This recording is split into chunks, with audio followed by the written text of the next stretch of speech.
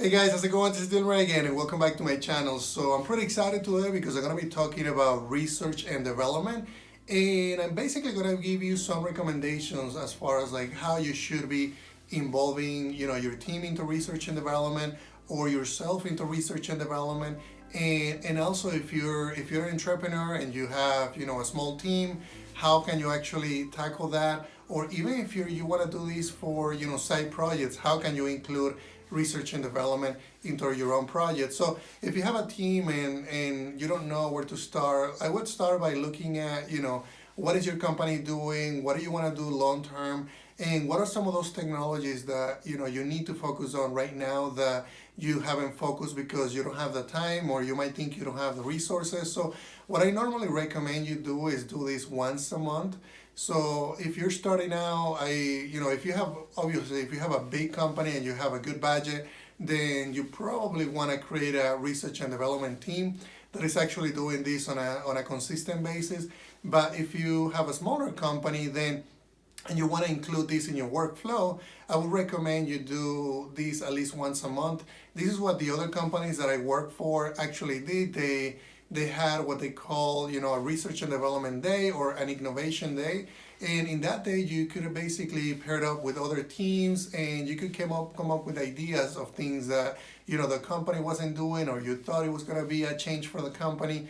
So if you can do that, because it is really, really critical that you do that into your own workflow. The reason for that is because you're going to be able to see what is actually available in how easy it can be. It's going to help you answer some of those questions that you might not know right now. So when I was doing research and development in the previous companies, or what I'm doing right now, I always had questions as far as like, okay, am I going to have enough resources to do that?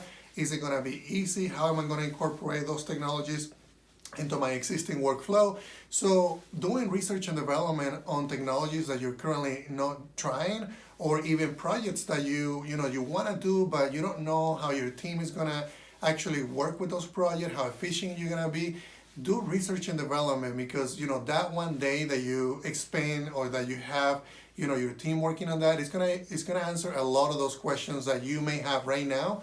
So the other thing that I wanted to cover is, when you're doing research and development sessions, make sure that you once after you go through that process, make sure that your team is presenting that. So the idea is actually coming up with an idea, pushing that idea, and then getting a very, very simple MVP that your team can present to multiple people. Because what happened with me when I was doing that, it actually opened the eyes of other team members. So they saw that I had that idea, I presented it, I talked about some of the details that how I actually build it, and then other people were actually interested in joining my team in actually making that idea a physical product, something that we could actually ship, or something that we could actually put in the store. So make sure that you're doing that, make sure that you're presenting.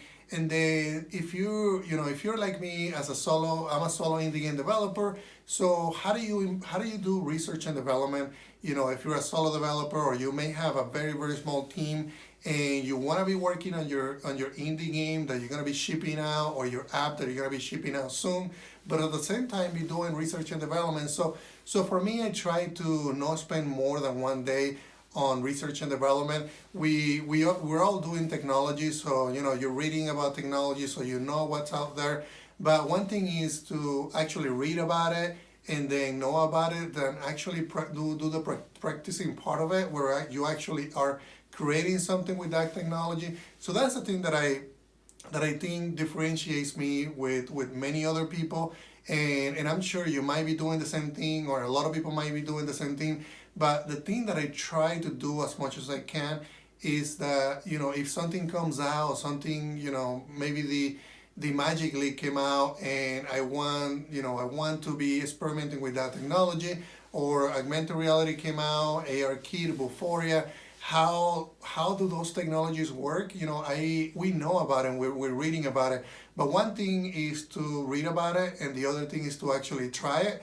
So what I did with augmented reality is I started doing prototypes, and a lot of you know that I'm working on an augmented reality game. But before I decided to work on an augmented reality game, previously I shipped a game called Cubics, and in Cubics I actually made a Cubics in augmented reality. The reason I did Cubics in augmented reality was actually to experiment with the idea of doing augmented reality. I wanted to know how easy the technology was going to be or how difficult the technology was going to be.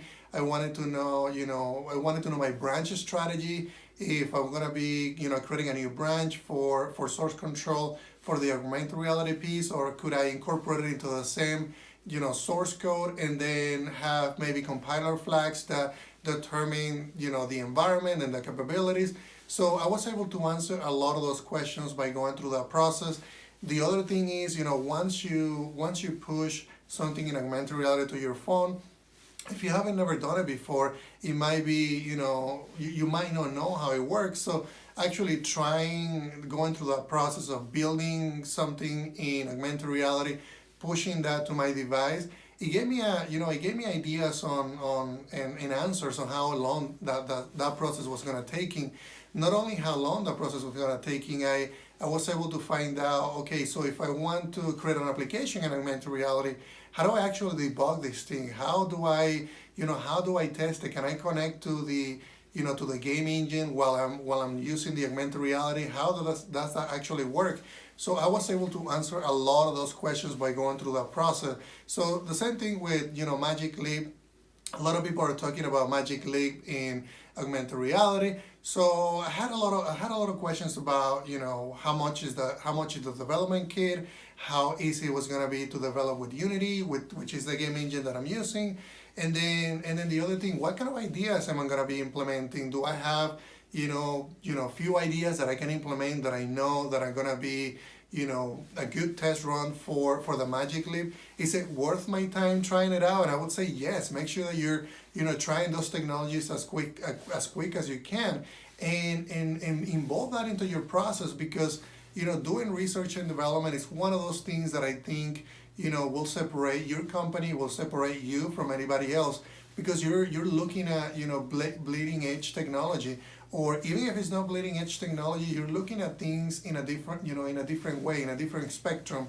So this goes down to frameworks. If you're a developer and you're thinking about, you might be using Go, you might be using .NET Core for backend services, you might be using Node.js, and making sure that you try some of those technologies before you are biased against those technologies is what's going to separate you from anybody else. You're going to be able to be more educated about, explaining to people why you chose one technology versus another. You're going to see, how one is performing versus the other, how easy it's going to be, to incorporate those technologies into your continuous integration process. So make sure that you're doing that. Research and development is one of those things that I recommend everybody to do. So if you have any questions about, anything that I just mentioned, let me know through the comments, let me know through Twitter.